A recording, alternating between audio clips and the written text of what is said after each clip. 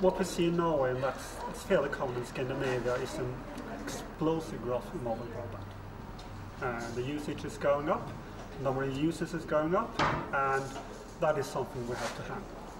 The big difference between Norway and Sweden is the density of the population, because in Sweden most people live in the urban cities in the south of Sweden, while Norway is much more geographically distributed.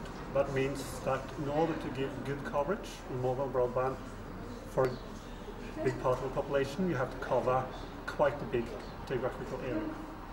And in addition to that, most people travel on holiday to their cottage, either on the mountains and the sea, and they want to take their mobile broadband with them, which means you have to build mobile coverage also in the countryside, where basically nobody lives, but there's a lot of cottages. Of course, in some sites, I mean, we got mobile coverage at Svalbard, which is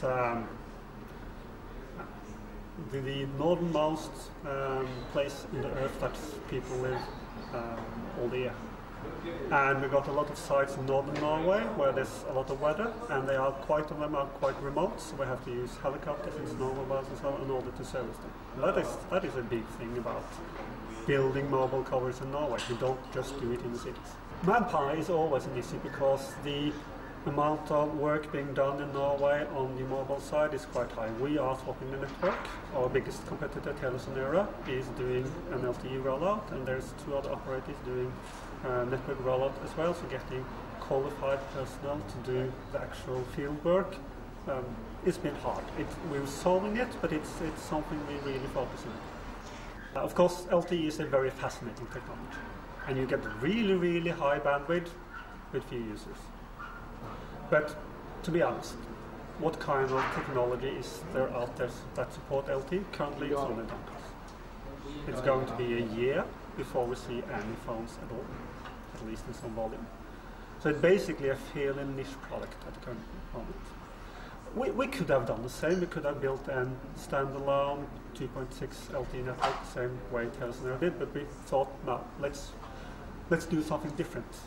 We just cannot continue building another network on top of another network on top of another network.